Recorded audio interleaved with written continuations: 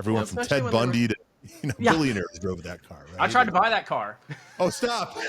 Yes, of course you did. Yep, I tried to buy that car. I got outbid on it, and it went to a crime museum. I think it's in Gatlinburg, Tennessee, or Pigeon Forge. Tonight on That Car Show, we've got a friend of the show, Tory Alonzo, and we talk about a little bit of everything, really. Movie cars, Yugos, Breaking Bad Volkswagens, manual SUVs, Dodge Neons, and even Ted Bundy. Stay tuned. It's That Car Show. That Car Show is brought to you by Sheffield Watches.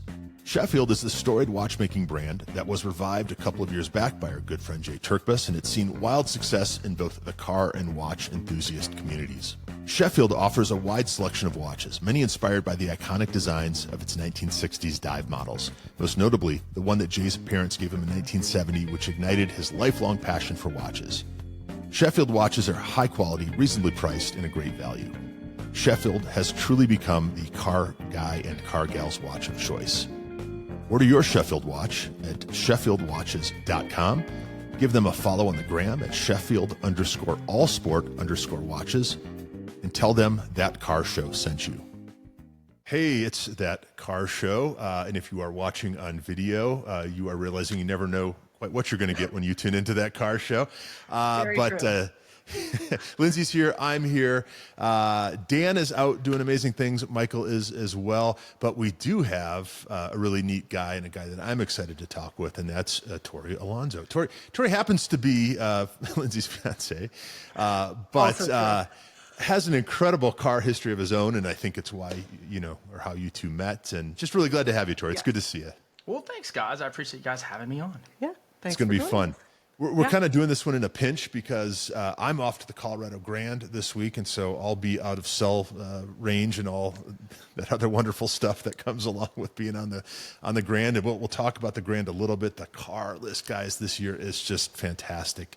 Each year's just better than the last. It's, and the people too. It is like all the car people that you'd ever want to see. So, yeah, I told someone it was like the Bohemian Grove of car gatherings, and then I realized there are probably some negative connotations. It is not that. Nobody's getting naked without, then I think we're good, right?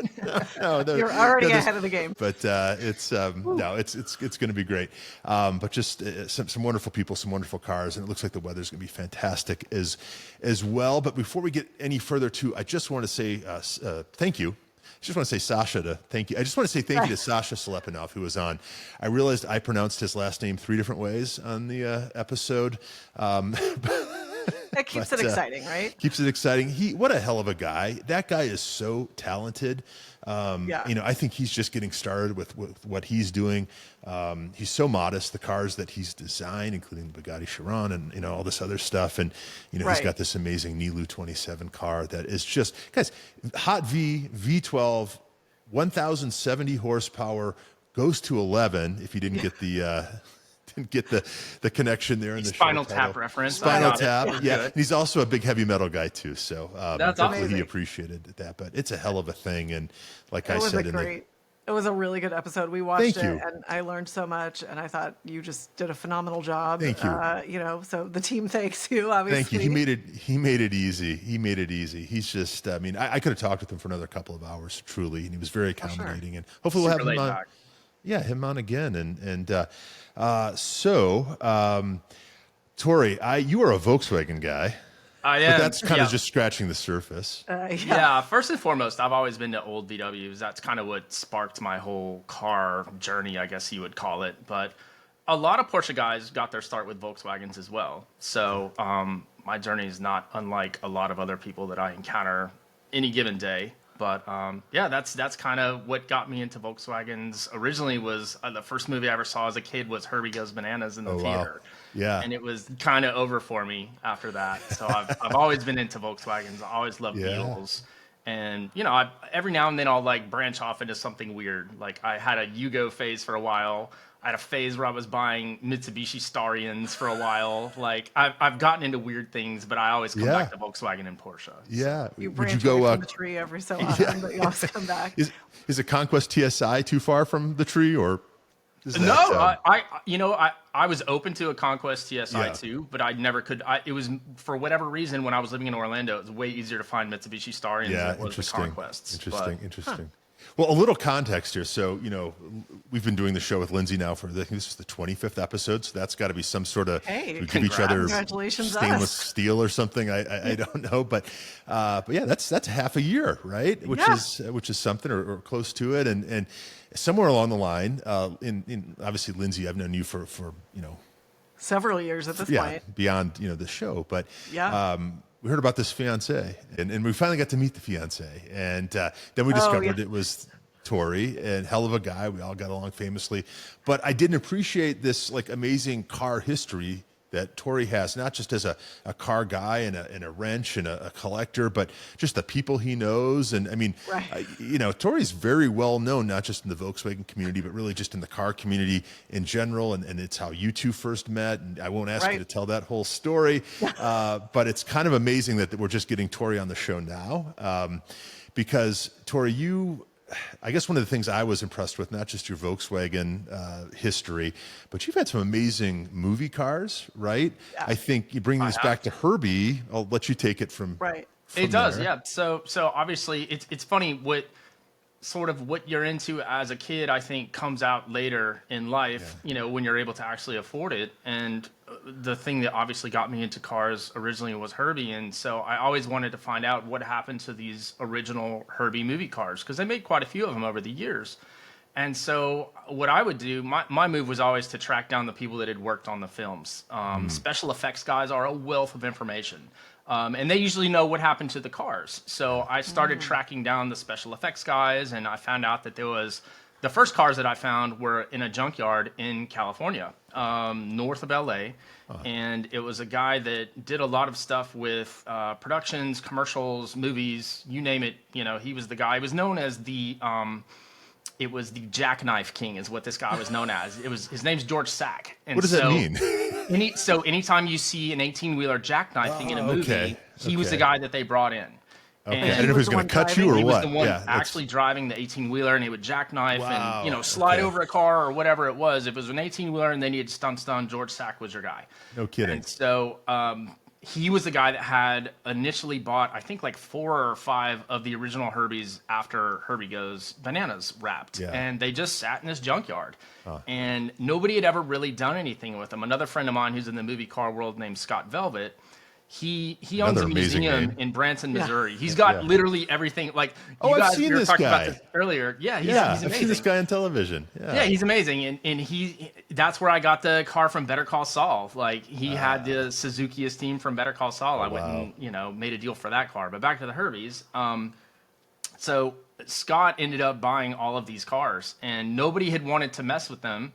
And I was like, I'd rather have a really rough original than a really nice replica, which is what I had at the time. So I proposed, let me trade my replica for this car that I have to start completely over again, but it'll be the real thing when I'm done with it. Interesting. And the replica is good enough for Branson, right, in those crowds. Right. Not for me, though. Yeah. But it's weird. I've never been a casual sort of observer. Like, I can't watch a movie and then just be fine with owning the DVD. Like, I have to know what happened to the cars. The same thing happened with Better Call Saul. I was like, I wonder what happened to the Suzuki Esteem from that show. And then, of course, I tracked it down, and all roads lead to Scott Velvet because he owns so many of these movie and television cars that he happened to have that car. But, yeah, it's weird. Over the years, I've had a knack for tracking down original movie cars, and I got involved with the cars from Ford v Ferrari after that movie had wrapped. Just by a chance meeting, I was connected to a guy named Billy Stabile, who was the picture car coordinator for Ford v Ferrari. Long story short, he had signed all of this paperwork saying that he could not advertise the cars as having been used in Ford v Ferrari. Oh wow! Like he was charged with selling them, but couldn't mention that they had been connected to the movie. Interesting. Right. And a lot of that, things have changed a lot. Like back in, even as early as 20 years ago, you could get a movie car fairly easily. Now the studios, because of lawsuits and everything else, they've become really hard to get unless you know somebody on the inside. Just for, if someone goes out and wraps one of these cars around a tree and kills somebody, they're afraid that people are going to come back and sue the studios saying, hey, this car should have never been put on the street. And a lot of these cars don't have VINs, and, you know, they do it that way. But I mean, as we all know, VINs can be procured. And next thing you know, this car that didn't have a VIN is now on the street at, you know, Cars and Coffee in Malibu. Sure. How'd that happen? Interesting. This car doesn't exist. Which is really strange. But so, yeah, I got to sell a lot of the cars from Ford v Ferrari. And then I ended up making a deal with him for one of the Porsche 906s. And so I had the 906 for a while. And it was cool because it still allowed me to tinker with it. Like, I'm such a perfectionist and OCD with details that, like, the fact that in the movie they had, like, a Chevy lug pattern on the wheels just drove me crazy. Oh, like, God, yeah. So, see, you know, now I won't unsee it. Yeah. Yeah. Oh, and once you unsee see this it. stuff, you can't unsee it. So, of course, I had to have, like, a legit set of, like, Carrera 6 wheels made in the right, you know, widths, and I love that part of it. You know, I wish I could have been involved with the film when they were doing it. I know they went over budget on their film cars, and that happens a lot of times. Yeah. So there's always this tightrope to walk of authenticity and cost. Getting it done. And, you know, in their eyes, it's like, well, this car is always going to be driving. We're not going to really see it parked, so no one's going to really notice that unless you're, like, you know, this guy got a magnifying glass on every sure. screen, you know, grab of the film. But I notice it, and nothing drives me nuts more than watching something, I don't know, like a period piece, if you want to call it, like Boogie Nights or something, set in an era that's very much of that era, and then you see a car that's like 10 years too new, even just parked in the street, and or it's got modern tires on it. That drives me crazy. Oh, totally. Yeah, oh my God. Like, they're brand new tires. Because you can't not see it. Yeah. No, that's it. And movies are weird too, right? Because we get so emotionally attached. But the movie business is a business, and at the end of the day, I'm sure, you know, for all these reasons you described, these cars just get chucked, and you know, but I don't know. We have a connection. In some movies, you know, the car casting is so good too, right? Like some movies just get it right. I think like Wes Anderson does a great job of putting the right movies in the right, you know, or the right cars in the right movies and that kind of thing. But there's obviously this whole subculture that exists, which I've never considered, right? And to your point, you don't just find these cars for sale. You've got to know the right person. You know, there's this scene, and so absolutely, yeah. So well, what? Go ahead. He excels at tracking these cars down. I was going to say he should tell us what his daily driver was in Albuquerque up until very recently. So in Albuquerque. So in Albuquerque, I was like, what is a cooler car to have than a Pontiac Aztek? Yeah. And I found one on Marketplace. Like, it was just the most chance thing. I just happened to log on, and it used to do the Breaking Bad RV tour in Albuquerque. And the guy, for whatever reason, something happened to it. The owner of the Breaking Bad RV tour, he had to do like an insurance claim on it because someone had shattered the windshield and he just didn't have the money to fix it. And so the car got auctioned off. Someone bought it to flip it. And then I ended up buying it off of Marketplace. And that was that was the most dependable car I think I've ever owned. Ironically, I drove that car for like over a year in Albuquerque. Really? And it was a fantastic car. I hauled all kinds of stuff in it, motors, you name it. It was the most handy car. It's ugly as sin, but it was a great car. Like, I never had any trouble out of it. And when I left, I didn't really need it up here because I bought the GT4, and I was like, what am I going to do with an Aztek in Seattle? You're the only guy in the world that owns a GT4 and an Aztek. And I still miss the Aztek. Like, that's the sad thing. I was like, I still find myself up here in Seattle now that I live here, going, wow, I kind of wish I hadn't sold that Aztek because it's such a like chill car to drive. You don't have to worry about someone putting a door ding in it. Like, who cares? Yeah, it was way ahead of its time, wasn't it? I mean, it had a damn tent that would plug onto the rear end, right? And I saw that 10 years later with other brands, right? I mean, that would be, if that thing came out today, it would be like the Overlander's, you know, favorite car, right. I think. It's just... it totally would be. But it did suffer a little bit from that era of like Pontiac plastic, like those funky angular dashes and, you know, well, did it have a graphic equalizer? I can't remember. No, mine did not. Some of the top trim ones did. I mean, they had an all-wheel drive version that was like called the Rally that was all-wheel drive. Mine was just kind of like the base model. Oh, it was. Okay. You know, see, I just assumed they were all-wheel drive. I didn't know that. No, not all of them. Mine was just two-wheel drive. It was just the basic one, but it was such a great car. I honestly miss it. I love crappy cars. I mean, I think I told you earlier that I went through this phase where I was like doing Yugos. I was in a documentary about Yugos. Like we were trying to make it about the last Yugo to be imported into the U.S. And they were doing this extravagant road trip all over Europe, and then they were going to bring the car over to the U.S. where I would take delivery because I'd bought the car. Amazing.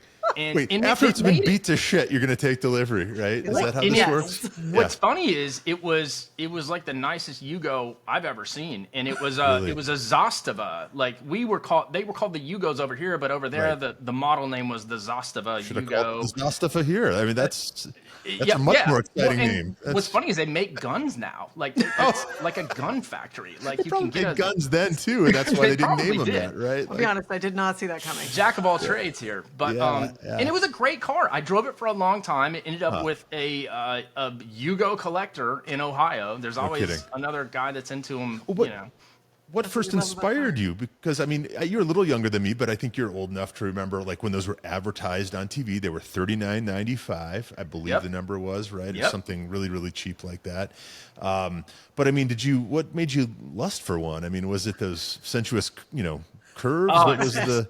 I mean, for me, it was the speed, like just just a 0 to 60. Being able to like get up next to a chicks, Lamborghini and just pull them by so many car lengths, right out of the gate. I think that's more what did it. No, I've always loved the underdog. I've always been into the underdog, and I think it goes back to Herbie. You've got this little unassuming car that everybody talks trash about, and it's like, is that really true though? Like, is it really that bad of a car? And I'm really good friends with Jason Torchinsky. He used to write for Jalopnik. Now he's with the Autopian, and he had a Yugo as well. So we used to help each other out with Yugo stuff. And I think he kind of likes the crappy cars as well. So we've always kind of bonded over that. Yeah. But it was a great car. I mean, again, one of the more dependable cars I've ever owned. Yeah, interesting. I had a Porsche 928 that was my airport car for a long time, and that was one of the least dependable cars I've ever owned. And it was a really nice car. And it'd be worth a lot more now than when I sold it back in the mid-2000s. But, that was a car that I'd lusted over since I was a kid from the risky business days. Oh, yeah. And that was totally a never meet your heroes kind of a car. Because I would never own one of those cars again. I'm sure they're great if you have the money to maintain it properly and if it's, you rarely drive it. But what a letdown. I mean, you have it built up in your mind that this car is going to be so fast and so amazing, and it was none of those things. Turns out that's not correct. No, it's the one Porsche people say, no, the automatic is the one you want, right? Yeah. No, I had the manual. I even had the manual. It was a 928S, guards red with the camel leather interior, manual 5-speed. I was so excited. It was like the car I wanted, and you even had the right color. And even that wasn't enough. Yeah. Well, so what? Okay. Talk a little bit about what it was like driving the Aztec in Albuquerque, because share what you did with the wheels. Oh yeah, so here's what's funny is they didn't get stolen? I'm sorry. Well, I know, right? Amazing. Hard to believe. Well, the car blended in so well. That's what was great about the Aztec. Is I never had to worry about anything with it because it was it kind of blended in with the whole idea of Albuquerque. And I'm sorry for anyone that listens. It's from Albuquerque, but they're probably shaking their head yes right now. It's its own vibe. Hey, we've already dumped on San Bernardino, Albuquerque. Right, exactly. You're next. Yeah. So Albuquerque tourism industry. Yeah, sorry, but go for the balloon festival and then go home. But what's funny about the Aztec is when I had gotten it, the guy had switched the wheels around, and I was like, well, that's kind of weird. Like there was one corner had a 17-inch wheel, the other three were 16s, and I was like, that's strange. So what I figured out had happened was he didn't realize that one of the black Steelies was on that car for a reason, because in Breaking Bad he had a spare on in one of the I think it was the back driver's side. And so he'd gone to a junkyard and bought just a 17-inch Pontiac wheel and put it on and called it good. So I went on eBay and bought another Steely and had new tires mounted so everything matched and whatever else. But yeah, it's funny. And ironically, when I left Albuquerque to move here with this one, I ended up selling it back to the guy that does the RV tour. And so now he will shuttle celebrities from Breaking Bad that come back to Albuquerque to do the tour in the Aztec, which is so amazing. Cool. I got to do that. I mean, about 7 hours from Albuquerque here in Denver. Right. You got to go do it. Yeah. It's cool. I mean, I wouldn't go at night. It'd be a little too realistic. The tour or in general? I think in general. I just wouldn't go at night. Yeah. But. Well, so the Aztec that you had, Walter White's Bryan Cranston didn't drive that one, but it was used in the show. No. the Esteem was used in the show. The Aztec was used in the RV tour, and like for promotional stuff. Okay. Got it. And the Esteem is hearing the Esteem is real. The Yeah. Esteem was a car that they actually pushed off a cliff, and that was like a challenge for me because I love the tinkering aspect. Like once everything's good and sorted, then I kind of lose interest in it, right? Yeah. So But it had been pushed off a cliff, this car. it literally got pushed off a cliff. That's the one that he owns. Yeah, and so this car was in the show. It was most prominently featured in an episode called The Bagman, which was like one of the highest rated episodes. Yeah, of that's familiar. It's amazing. But they literally took it out to like the middle of the desert and pushed it off a cliff in this show, and I was like, wonder if this would run. And it's a shame I don't have more time on my hands because that would have made a killer YouTube, will it run? Like, I mean, Hoovy built his channel on stuff like that. True, hey, let's true. bury a LeBaron and see if it'll start in a year. Yeah, yeah. Hoovie's Hoovie's got a going now, so there's your... exactly. That's why I don't have a goalie, Brian, because I'm not smart enough to do stuff like this. But Now we know. But yeah, it was a challenge. Like there was, the car was full of like sand and rocks, and I mean, it was literally like excavating a car. You could have like I don't know, packaged that sand. Don't think I have. I did not do that. Like I have not sold any yet, but I took some and put them in Tupperware because I know that there's enough people out there that would probably want some. Absolutely. So yeah, I do have genuine sand from the Esteem amazing. from Tahajali. Yeah, saved. Well, Well, I mean, and that the roof show. is caved in. Oh, go ahead, Lindsey. Yeah. The roof is caved in, and he drove it that way. Yeah. Yeah, so you can't. Spoiler touch alert, that? I did end up getting the car running. yeah. It took a while. I had to Okay. put I put a new timing belt on it. I went through the fuel system. I had to put all new fluids in because they drained everything because of the EPA. It was on Indian reservation land, I later found out. And they're like, yeah, you can dump this car here, but you have to take all the fluids out. So the radiator was drained and it was all corroded, so I had to replace that. So long story short, I spent way more money on an Esteem than I should have, but it was worth it driving it from where I'd worked on it to the museum, which is called the Wheels Museum in Albuquerque, which that's where I left it on loan so people can actually go see it. Wow. And now all these people that do the RV tour, that's one of the stops now is to go check out the Esteem. Amazing.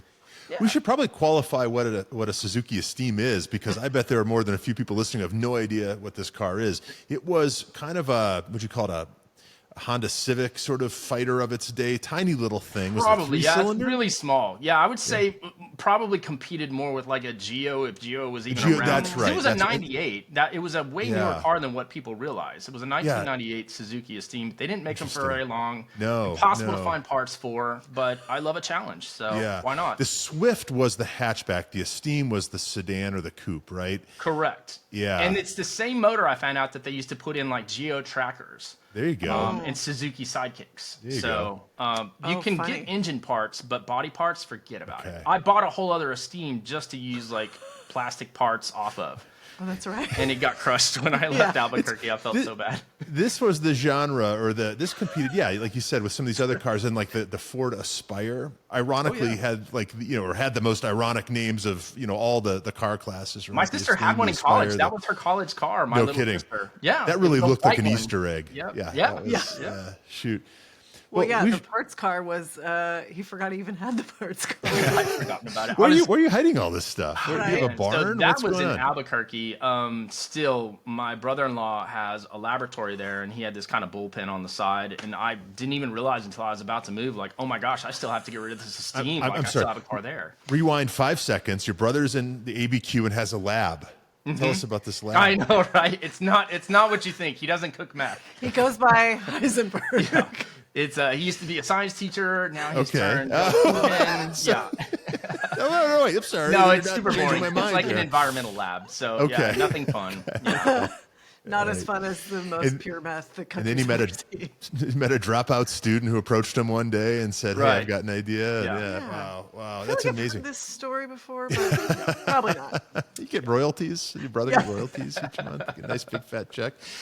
Speaking of royalties, you're really plugged into like the California scene. I mean, every time I talk with you, you surprise me about something. Like you have a podcast or many podcasts. Like what's I do a podcast sometime. Well, I'm like a frequent. You probably call me more of a frequent guest than like a co-host because we have a lot of guests, so it becomes a little tumultuous to, have so many, like when you guys Well, do we a guest know, show, yeah. Yeah. who am I talking to here? So, but it's called Let's Talk Dubs, and it's about mostly air-cooled Volkswagens. Okay. So I do with a guy named Bill Tigrinos in Las Vegas, really good friend of mine who's tuned into the VW world, and he's as interested in the history and preserving the history of the VW scene as I am. Like that's always sort of what has driven my passion is getting the story behind the story and where did all of these cars come from, what happened to these cars. Like right now our big rabbit hole is 80s custom cars, right? Like the Radwood era, but like in SoCal,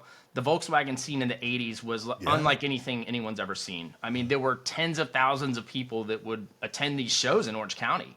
And all these cars were, painted in pastels and pink and purple graphics and just this crazy time. And we don't have that anymore in the VW scene. Now everything is very structured and very much like the Porsche scene. Like if you try to go outside of how the car came from the factory, or you use a non-factory color, you're ousted. You have to go park over there, So Bill and I are like really interested in finding out what happened to these old cars, bringing back some of that creativity to the Volkswagen scene. And with the popularity of Radwood, I think there's a lot of people that grew up in that era that now have the money to build those cars that were in the magazines that maybe, I was 12, 13 years old back in the 80s and I didn't have that kind of money. But, now that we all have jobs and most of the people that have had kids, their kids are kind of going off to college, they've got a little time and money to do something like that. So that's what a lot of us are doing now.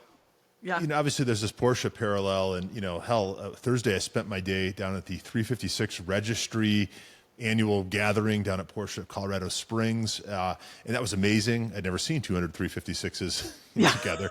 So it's funny, like not to interrupt, but a friend of mine that I know from Ohio, the car that they restored won Best of Show there. It was a blue Speedster. Yeah, his name's Pete Jackson. Fantastic car. Yeah, he owns Pete's Custom Coach Building. No kidding. He's done work on my cars before. Yeah, he actually it was that car that he had restored that won Best of Show for that. That's awesome. Unfortunately, they didn't get a great weather day for their Concours, but I guess my point is like those cars are expensive now. Used to even 10 years ago, you could get a cheap 356, and really a good 356 now is 80 or 100,000, right? And it only goes up from there if you want something like a Speedster or Continental or all this. So I think those Volkswagens are really primed, right, for a big blow up. If they haven't already, it's just I wanted nothing more than like a GTI when I was younger, right? Like, but I grew up with like the diesel Dashers and the Fox, Rabbit, Scirocco, 16 yeah. My sister had a Fox, made in Brazil. It had like 40 pounds of undercoating for like jungle conditions or whatever. It was a hell of a thing. It was a tank. So I think there are a lot of us that have good memories about those cars, right? Absolutely. Everybody's got a Volkswagen story, whether it's air-cooled or water-cooled or, you mentioned Rod Emery, like his father built the first Baja Bug that ever was created. And Volkswagen ended up using that in one of their advertising campaigns. They had a print ad with Gary Emery's Baja on it that said, "Is nothing sacred," which is hilarious. That's I'll a fantastic send it to you. ad. Great. Yeah. Yes, I've seen that ad. I had no idea that was Rod's Gary Emery's car. Yep. Just as you mentioned, passed away about a week ago, and right. I actually saw Rod at the show and his lovely wife and one of his lead guys from the shop named Chris, who I got to spend some time with, and they're just genuinely nice people. Right. Rod, I think, was the keynote speaker at the event. I wasn't around for that, but Rod will actually be coming with us on the Grand. He was there in part to deliver a car, an Emery coupe, to Tom Horan, who's the chair of the Colorado Grand. So we got this beautiful Aston Martin green. I don't think it had ever been done before. And Tom and Rod are going to drive that car in the Grand, and so I'm very excited to see it on the road. And I think it just got painted about 2 weeks ago. So Rod, despite all that was going on in his life, was able to get this car together in time for the Grand, which is pretty amazing. It's a gorgeous, gorgeous thing. It was amazing seeing all those 356s together as well, because they made 356s for a long time. I don't know, was it 1950 to 1965? So yeah, 15 Too bad we years. don't know somebody that knows that information. Yeah. I went down that rabbit hole too. I'm shocked. Well, and I still want one. I want one more than ever after I saw those. And when you see all of them together, from very early cars to very late cars and all these iterations, and you see all the little like year-to-year changes, the little things, the headlights, the bumpers, right? The the trim pieces, this kind of thing, the taillights.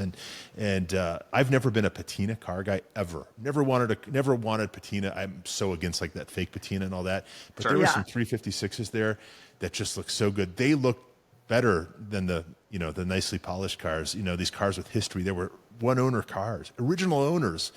It was not the youngest group I've ever hung out with, but it was amazing, and the cars were amazing, and I want one more than ever. So well, and it's authentic patina, I think is the yes, difference. and that's yes. There was a lot of authentic patina at this gathering.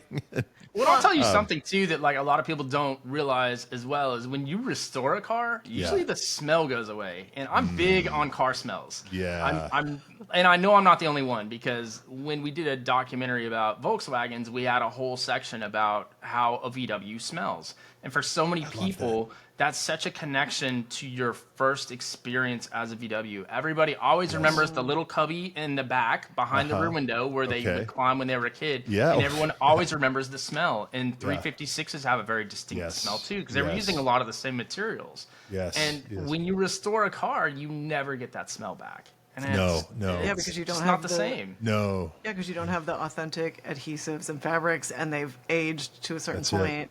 Yeah, I remember when I first became aware of that was in high school, because my family had a 60s Mustang at home, and there happened to be a 60s Mustang in the parking lot, and I was walking through, and I got a whiff of it, and I went, what is I'm that? like, they all smell like that. Because I was like, I know what car that is, even if I'm not looking at it. Yes. Especially if they've been sitting in the sun for a little bit, right? It just kind of brings it up. I talked with Mike Coons, who runs the Mercedes-Benz Classic Center a couple years ago. Hi, Mike. On this, and I'll see him here tomorrow on the Grand. They always bring out some cars and support customer cars. But that's so one of the things I talked with him about, because I asked him. I said, straight up, why does an old Mercedes-Benz smell the way it does? And he said it was the horsehair. And when they restore a car, they don't have access, probably for 1,000 reasons, to horsehair. Right? Probably frowned upon, right, in the 21st century. But that's really one of the things, one of the strong notes, I guess, you could say, in an old Mercedes-Benz. Like a fragrance. What? Yeah. Like if you really want to break this down, right? Like, because it is such a big part of it. What is the underlying, what do you want to call it? Underlying fragrance, or the base note, I guess, no pun intended, of an old Volkswagen? So it's the same exact thing, and it's not horsehair like people call it horsehair. It's coconut fiber. That's what they used. So because the first time I heard that too, I was like, that's disgusting. Like I don't want to be sitting on literal horsehair. That's gross. It's not. It's a coconut fiber. And there are companies that sell the same stuff, but you don't get the 40 years of aging and sunbaking, so it doesn't smell the same. But that's what it is. It's with VWs, it's the same exact smell, and you've got burning oil and fuel and everything else that kind of mixes together. But that's definitely like the top note, as you would call it, is the horsehair. There you go. You know the terminology. I got to give Volkswagen of that era another shout out too, because as a kid, this is before before cell phones, before anything else. When we would take road trips in these cars, we were playing that stupid bingo with the sliding little red. Yes, I remember that. I remember the red plastic made in thing. Chicago. Yeah. By the way, but one of the other things that would keep us entertained was I would read the manual. Right. Mm-hmm. And one of the things these old Volkswagens would have these great, these well-designed manuals. And one of the things they did, they would explode the car and the parts and all this and the lenses. And I just was fascinated with that. And I think it played no small part in me becoming a designer later in life. I just, there was something, it was a cheap car, but they sweated the details. Right. And unfortunately, I don't think Volkswagen's quite, probably not a lot of Tiguan talk on your podcast. And I owned one, great car. But, not at all. I mean, that Volkswagen's of that era were special. Way, man. Like, I'm not even a fan of the ID Buzz. It's kind of sad. Really? I had high hopes for the new Beetle. The new Beetle came out when I was in college, and I was so excited because I was like, finally, they're gonna do like another bug, and it was a dressed up Golf essentially. And, I love the design because it was Freeman Thomas did a great job. That's great, but it just didn't. it didn't hit you with the same. It didn't evoke the emotions of the older car. No, and I still don't think the ID Buzz comes anywhere near what the old VW buses were. Because I drove one of those in college, and you would have people come up to you, and everyone has a Volkswagen story, like, I lived in one of these for a while, and we drove this from California to Maine when I was a kid, and I was in the back, and I remember all the windows in the top, and everyone had a story. But like I don't know. I don't see people doing that 20, 30, 40 years from now about the ID Buzz or the new Beetle. No. Well, we experienced a little bit of that when Tory was moving from Albuquerque to Seattle, because we towed his first Bug behind the moving truck. And we'd have people, do you remember the little old man? Yep. We were filling up at a gas station, and I got out, and there was this man, and he was like almost overcome because he had this funny smile on his face, and he's like, "What year's the Bug?" And I told him, and then he just kind of was like lost in memory, because I was like, "Oh, we could chat about it. It's got an amazing story, like Tori's connection to it." That's and great. Tracking it back down and all this. And he just kind of was like lost in memory, and then just like smiled, and he's like, "It's a beautiful car." And then he got in his car and drove away. You knew there was a story there. Yeah. I was like, "Wait, tell me everything." I love that. I love that. It's too bad they couldn't have made the new Beetle with a rear engine. I think that would have made it really, truly something special, because it had the look. I mean, that was, those were hot shit when they came out. Everyone wanted one. I had an uncle that bought 3, one for each of his kids or whatever. I mean, they were cool, right? But it just didn't. I don't think that's lasted. And of course, like the Freeman Thomas's TT, right? Like that's a design that got diluted over the years and that kind of thing. And it's just that type of car. I think what you're getting is that kind of car, that people's car, right? I mean, just doesn't exist in quite the same way, where everyone's got a story. Everyone from Ted Bundy to billionaires drove that car. Right? I tried to buy that car. Oh, stop! Yes, of course you did. Yep, I tried to buy that car. I got outbid on it, and it went to a crime museum. I think it's in Gatlinburg, Tennessee, or Pigeon Forge. But so the lead singer of Korn, Jonathan Davis, owned that car for a really long time. This all tracks, yes. Okay. Yep, I found that car. Did you want that in your home? I mean, was that something you would have immediately given, loaned out to a museum? I don't know. Like, the way I looked at it, like, everyone's super split about that car. You have people that are like, that thing should be crushed. And I was always from the camp of, like, it's not the car's fault, Like, Interesting. It's a historic car. I think it's part of history. Like, you can't just whitewash it like it never happened. Well, would it be a little creepy to drive in it because there's no passenger seat, because that's where we put the women's bodies? Sure. But I don't know. I think you get over that. I didn't realize that. You get over it. I don't think Lindsey probably would have wanted to ride it. No, there probably would have been some discussions, and it would probably be in a museum. But anyway, moving on. Wouldn't be the first time. We didn't. I have a crush on the Sowden House, the Lloyd Wright House that's in L.A. And supposedly, as I dug into the history of that, that's got a checkered past, or at least the perhaps had a checkered past. I don't know if anything's been proven, but factored into the Black Dahlia case and all that. Supposedly. I was going to say, I think I know, and it was vacant for a while or something, and then the people moved in but didn't move in. Something. I think I know. You can have a wedding reception there for about $30,000, I think. But hell of a building. But I don't know if I'd want to live there. I don't know. It's a wild story. It's kind of like the Cielo Drive from the Sharon Tate murder. Same thing. Sure. Like, it was a really cool house. And what else is weird is the lead singer of Nine Inch Nails. He had the door off of that. Trent Reznor had the door off of that house for a really long time. He even repurposed it in his house in New Orleans, and I think he sold the house, and I think they took the door off, but the door's still somewhere. Did it still say like "kill pigs" or whatever? Yeah, it still had. Yeah, it was the door from the house. Wow. Someone had saved. I believe Trent Reznor had owned the house for a while, and then I think he sold it, and they demoed it, but he kept the door and repurposed it. But talking about a good car movie, Once Upon a Time in Hollywood was a great car movie as well. Yeah. I almost bought the Carmen Ghia that Brad Pitt is driving in that. Oh, no kidding. But it's got a Subaru motor in it, which is weird. I guess that's a thing though, right? Subaru motors and Subaru swaps and VWs is a thing now, and especially with like the 906 that I have from Ford v Ferrari Subaru engine. Well, which were some of the Ford versus Ferrari cars had Chevy, and didn't some of the Cobras have Chevy engines or something? No, the GT40s. So all of the GT40 in this ticked off so many Ford people. But the running joke was, everyone was like, "Oh, this is Ford v Ferrari. Why do you have LSs in these cars?" And they were like, "Because we need them to run and finish filming." So they all had crate motors and Porsche transaxles in them. Every single GT40 that you saw in that, except one, which was built by Superformance, which was like the hero car that they had to show the engine. Yeah, they all had LSs, which is funny. I am fascinated too by these boom cars and things that they use in movies, which is a rabbit hole I went down recently. Yep. It's oftentimes it'll be like a Cayenne Turbo or something painted matte black so it doesn't reflect. Then we'll have this that's a whole thing too. That's. Didn't you work with that one, Tory? Yeah, so I actually got to do. Yeah, I worked on a film when I was still living in Albuquerque, just as like something fun to do on the side, not my airline gig. And I was in a movie. You are the most interesting man in the world. We can call it. Big fish, very small pond, my friend. But yeah, they actually shipped one of those out in an enclosed trailer, and I've got pictures of it somewhere. I can probably send them to you. But it was a Porsche Cayenne with a crane.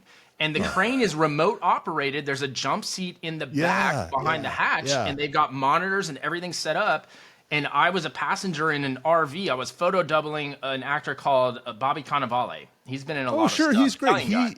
He's in one of my favorite movies, sorry to interrupt, of all time, called The Station Agent. And, so I know him. Really nice guy. Worked with him throughout the whole film. So when he couldn't make the shoot, or if it was something far away where they were shooting from behind, it was actually me. You were his stunt double. Let's say, they call it a photo double. I didn't really do. They had another guy for stunts, but anytime it was like a photo thing or we were in a car. Kidding. So in this one scene, we're in this RV.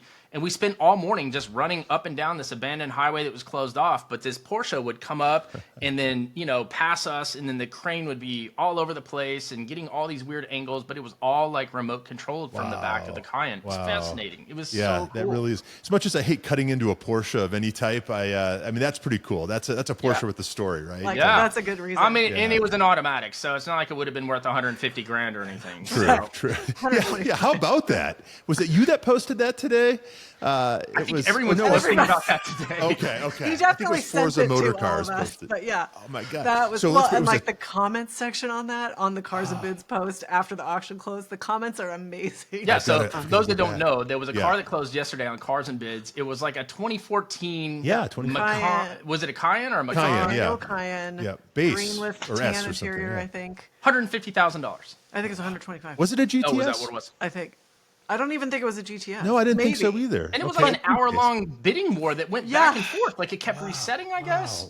That's crazy. Some of the comments were like, "Does it come with a Cayman in the trunk?" Or right. Is there 100,000 in the trunk? Like, what are we doing? That's incredible.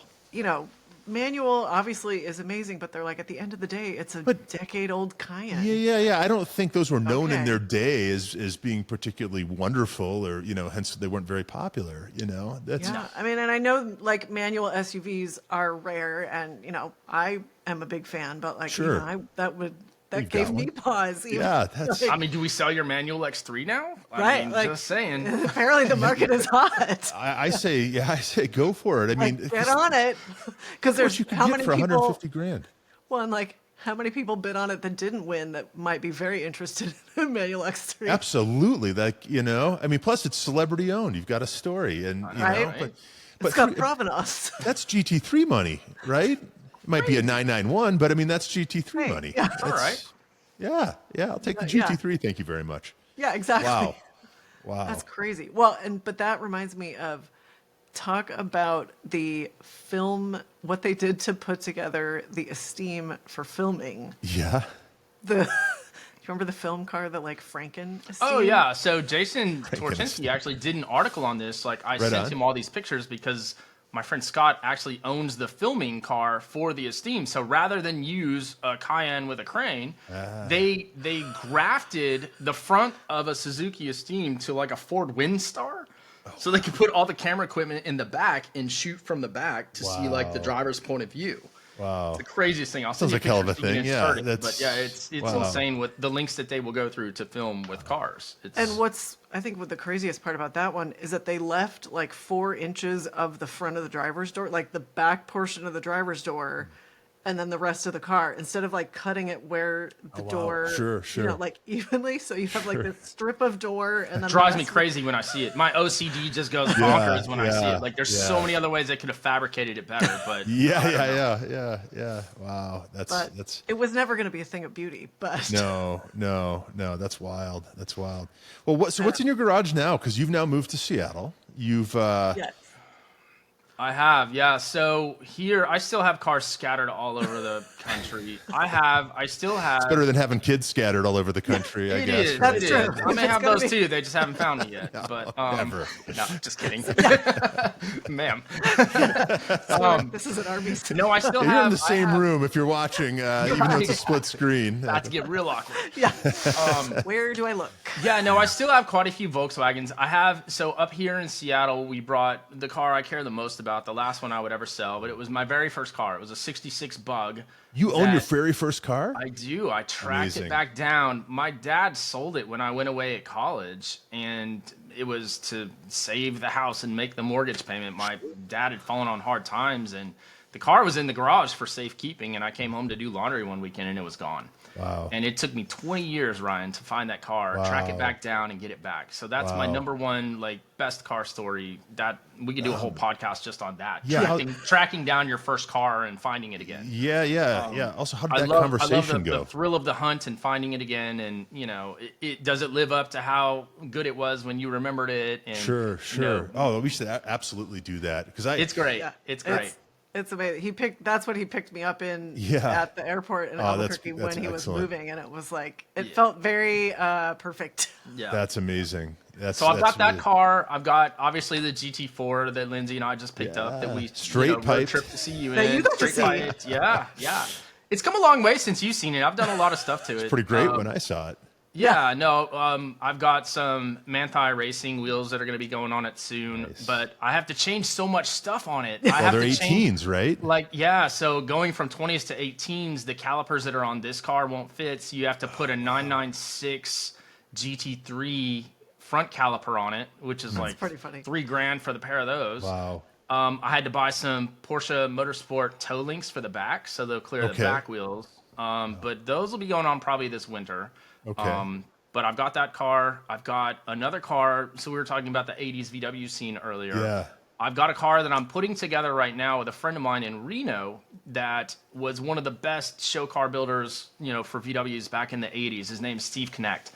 And this guy is guys and their names, I mean, they're killing it, right? Oh man, this guy, so good. This guy is just a master fabricator. There's nothing this guy can't do, and he wanted to do one last show car. Okay. And I found a car that he had started working on in the 80s and never finished. Really? And Lindsey actually had seen pictures of this car before we were kind of like a serious couple. Dating. And she'd before that was screenshotted even- it, which is so weird because it was such a cool car and her daughter loved the colors. And so I've got this car now, and we've been building it for the last 9-10 months, specifically for a car show that we're going to be having in Las Vegas in October. I've literally got 3 weeks to help Steve finish this car. Wow. It just got painted. Like, the graphics are getting painted on it right now. It's total 80s. It's like lavender with pink and purple graphics. Amazing. It looks like neon tubes. It's going to be so cool. I mean, if Radwood was a car, if Radwood or Trapper Keeper was a car, it would be this, right? There you go. It is. It looks like a Trapper Keeper. Yeah. But so I have that car. That car will be finished here probably in the next couple weeks with Amazing. any luck. Yeah. So it's going to go to Vegas, and we'll see it there. What else do I have? I have a Porsche that's still in Ohio at a friend of mine's shop that has like a factory 935 nose and wing on it that was someone's track car back in Florida, back in the 80s and 90s. Facebook Marketplace, weird find that I've still got. So I got that car. Looks like something from Bruce Meyer's collection, but it is not. It is not. It's like, but it's a Porsche. Timu Bruce Meyer's car. Yeah. But didn't the front end go to Le Mans? So yeah, the front end is actually a factory front end. I got that from a guy who had a bunch of spares from a real 935. Amazing. And that is the real front end off of the Interscope 935 that raced at Le Mans. That's 1979. incredible. That's more a real Porsche than some of these old vintage Ferraris I think we see rolling around. Oh, 100%. They have a VIN plate or whatever. I mean, that's incredible. Right. Exactly. And it's built on a 911 or what? It's built on a 1968 912. 912. But No kidding. what's crazy is, so that originally would have been a short wheelbase car. Yeah. Whoever had this car in the 80s, they must have had a crashed like an SC or an early 80s 911, because all of the suspension was upgraded to that stuff. It was lengthened. Like, it's legit. Like, it was a... But the coolest part of that is it had a methanol-injected Corvair motor in it. And the Corvair motor is still in it. Like, I still haven't decided if I'm going to run that. But, I mean, it's like a Monza turbo methanol injected. So if you're going to have a Corvair, motor, that's the one to have. I guess that's what you stick it in. I don't know. I mean, it's pretty. Well, that was the American 911, after all. Yeah.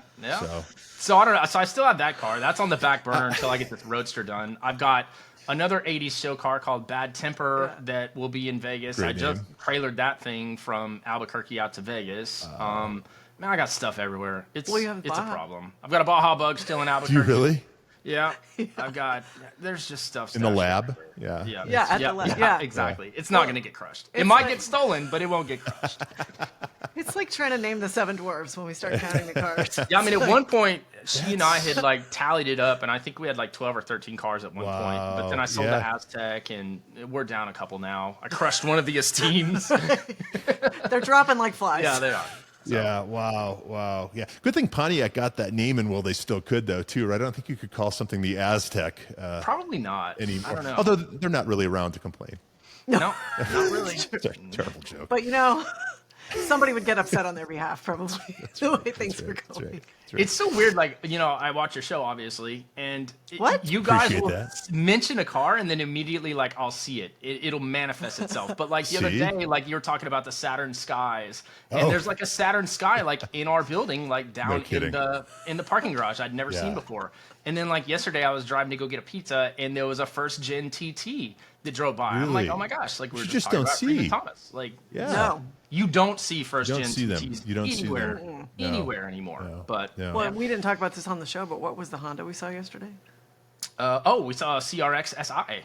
I have not tell me it was yellow. like second gen, It was red. but it was beautiful. It was That little Yeah. window in the back, and again, they don't make cars like that. No. That was such a cool car. Although they're bringing the Prelude back. Did you see that? I saw that. Lynn Woodward just posted about that. Yeah. Okay. What do we think about the looks? Because I mean, a Prelude was a Prelude. It had the pop-up lights until the later cars. I mean, Prelude was doesn't a neat... strike me as very Prelude-y. Yeah, that's kind of what I thought too. Yeah. I think it's sort of a new Beatle-esque. Like, there's so much nostalgia and hope attached to hearing that it's coming back, and then it's just a name. I mean, there's an element of like, could anything live up to the sort of hope of like, you're not going to recapture what it was in the past. So it has to be its own thing, but it's going to be different. I will say Honda and Acura, by extension, is really about the only brand that still feels kind of like they did back in the 80s or the 90s, right? Agreed. They still feel like a Honda. They're true to themselves, for sure. They know their place in the market. They don't try to be something that they're not. And with the the SIs and the Civics, like, they still have like the kind of pocket rocket model that they offer, the Type R's, like, that's all cool stuff. I appreciate that. Well, and I've fallen in love again with the NSX just in time to see them skyrocket to the moon. Of course. So That's how you know you have good taste. Yeah. Well, and then it was, I heard that the Peterson Museum bought one of those two Type R's that were, at Car Week. I don't know which auction it was from. I think it was the one maybe from Broad Arrow. It was a white one. So I guess, maybe we're onto something if the Peterson puts their stamp of approval on it. Scooping them up, man. Yeah. That's cool. Yeah. That's a good barometer. Well, I mean, it's just like the Mark IV Supras. When I lived in Orlando, one of the top tuners for Toyota Supras was in Orlando. It's called Titan Motorsports. Okay. And so you'd see a lot of the Mark IV Supras there. But, I mean, you could still pick up a Supra for like 25, 30 grand when I lived there. If it had mods, 40, 50. But, I mean, those things are six figures all day long for like a really good one. And good luck finding one that's not been modified. I think that's going to be the challenge. If you can find a car like, even a WRX or something that's not been modified, like an STI or something like that, I think those are the cars that people should be looking for and hanging on to. And, you know, I had a friend in college that had an ACR Neon. When's the last time you saw one of those? Well, I mean, yesterday. No way. Did you really? Park not too far from me. I think it's the same guy that owns about 5 different Audis in various, you know, I don't know, states of drive, I guess. And it's a black one, and it looks, you know, pretty damn cool. Those were very, very quick because those was it a 290 horsepower little turbo 4 or something? It was also, that same motor was in some other stuff. But again, never see those. I see one every day, but a forgotten car otherwise, and they're really, really cool. Well, and like all the SRT4s. Remember the SRT4 was like made to compete with the SI Civics and stuff like that. And those just got modded and blown up, and people are throwing manual boost controllers on those and turning them up to 26 and like they're popping them, and you don't see them anymore. But is it the ACR? Is that what it was called? So the ACR was I think the one that my friend in college had was like the first gen, but it was like an autocross from the factory kind of car. Okay. Then I misspoke. This is not that. The ACR, I remember that with the happy headlights and all that. The SRT4 I think is what you're thinking of. Yes, that was the turbo. Apologies. It was like the turbo that they were using for everything. Like they use that motor for all kinds of stuff. But when they was were the last fast. time? Yeah, absolutely. You just don't see those. I think, that was a weird era for Chrysler or whatever they were calling themselves. It was at the time. Well, I gotta say, people I think sometimes call us a Porsche podcast, and we have really cast the net far today. We've talked about all sorts of oddball stuff. I mean, all of the Suzuki Esteem enthusiasts are rejoicing right now. They're like, finally, like this is our moments. That car's had since it was new, you know. And I feel like we could talk all day. Somehow we're at 55 minutes. That's insane. I don't know how we've done a show. I would love to keep talking, but I gotta head off to the Grand. But again, Tory, we could talk to you all day. We're just scratch the surface, and I'm really just so glad to see you and Lindsey get together. I feel like it was meant to be. Cars bring people together. So quite literally. Be careful who you DM on Instagram. You may find yourself getting married. Yep, exactly. Well, for me, it's unfortunately a lot of old men who probably don't have a lot of interest. But in your case, you found podcast partners, so that works out too. That's right. So, well, the good thing is we know where Tory lives, so we can do this again. Yes, absolutely. You don't have to go far. Yeah. Well, I think we went into this thinking, hey, this will be kind of a holdover episode till we're all back and we can all, get the team, the band back together. But this was a fantastic episode. Thank you, Tory. You're a hell of an interesting guy, and we even talk about the airlines and all that. Oh, that's a whole other podcast. There's so much more for next time. So plug your podcast. Apparently you've been in 10 or 12 documentaries.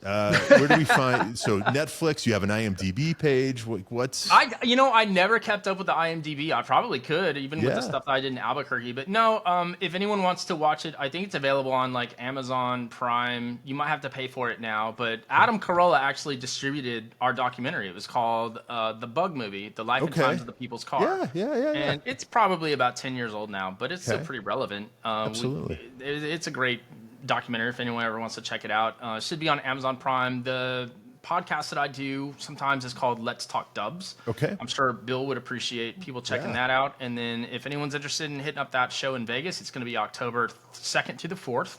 So real close. And you can go to letstalkdubs.com. And we've got info on the car show there. It's going to be a good time. And it's called One Crazy Weekend. One Crazy Weekend is going to be the show. And we're doing it at the Orleans Casino. Okay.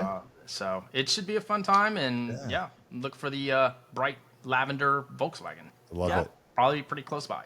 And where do we find you on Instagram? So on Instagram, I am VDubber4, the number 4, life.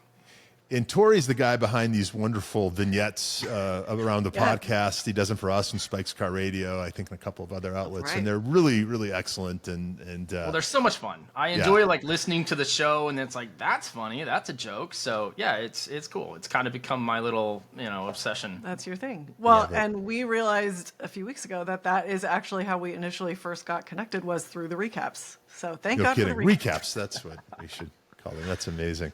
So find Tory on Instagram, but no asking for dates or anything.